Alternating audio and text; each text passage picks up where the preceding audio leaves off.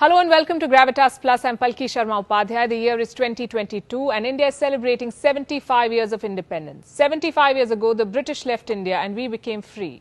Or did we? Would you say we are still colonized in our minds? Would you say our decision making is 100% free of biases and inferiority complex even? Would you say our choices are still very British or Western? When the British colonized India, they were desperate to legitimize their rule. So they came up with the theory of the white man's burden. They built smokes and mirrors around civilizing India, painted themselves as a superior race. The British were superior, we Indians inferior. Thomas Babington, or Lord Macaulay as you would know him today, brought English education to India. His purpose was to hammer in the inferiority complex. They introduced an education system that hailed the British as superior in science, arts, even morals. On the 2nd of February 1835, Macaulay circulated his Minute on Education. He declared, "A single shelf of a good European library was worth the whole native literature of India and Arabia." Quick fact check. The Mahabharata is lengthier than Homer's Iliad and Odyssey combined. The Mahabharata has more than 200,000 lines. Iliad and Odyssey have 30,000 lines each. The Ramayana too is 3 times as large as Iliad. Anyhow, Macaulay did not hesitate in selling lies or spelling out his design. He said British education was meant to create a class of persons, Indian in blood and colour, but English in taste, in opinions, in morals and in intellect. The idea was to make the West aspirational. Do you think Macaulay was successful? I think he was. We're speaking in their language after all. Look around you. Many educated Indians today are very English in their taste. Some have become indifferent to their own culture. Do you remember when Coldplay performed in India? That concert was sold out. Do you remember when Justin Bieber played in India? Newspapers said the madness was unprecedented. But year after year, Indian classical singers performed to empty halls. Indian classical dancers get no audience. Kathak veteran Shobna Narayan once said that the Indian audience seems to have a closed mind to Kathak. But salsa or flamenco, those we would love to pick up. Because these dances are seen as aspirational. And nothing wrong in learning another dance form. It only enriches you, but not at the cost of denigrating your own. Do you know Kathak was first recorded in the 4th century BC? I don't know any Western dance form that goes back so far or has evolved as much. You know what else is aspirational? The Louvre in Paris.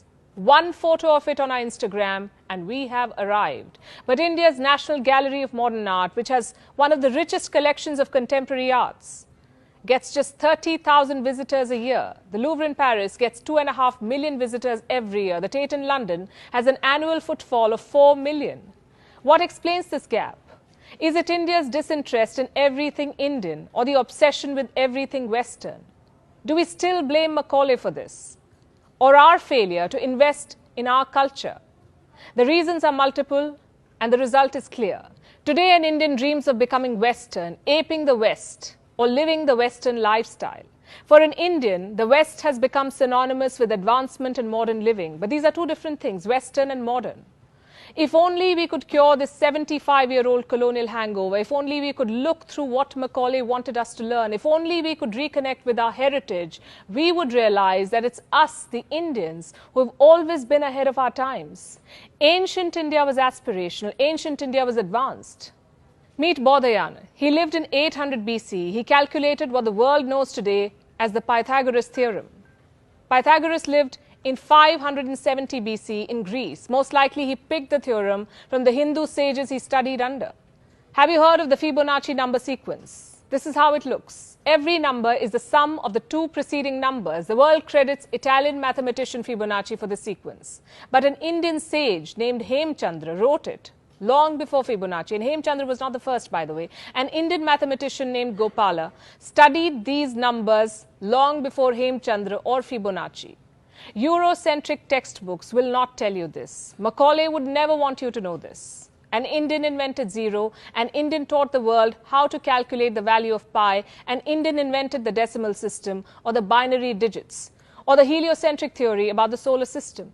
It was Aryabhat who first proposed that the earth is round, it rotates on its axis and revolves around the sun.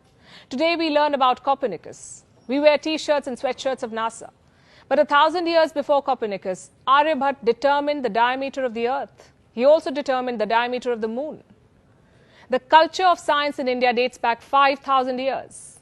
Did you know the modern English brick bonding was inspired by Indus cities? Today we look westward at the very mention of plastic surgery, but it was India that taught plastic surgery to the world. Meet Sushruta. He was an ancient Indian physician. He lived around 800 BC in the kingdom of Kashi. Sushruta Samhita is the earliest known document to give a detailed account of rhinoplasty. It also describes more than 300 different operations, some 121 surgical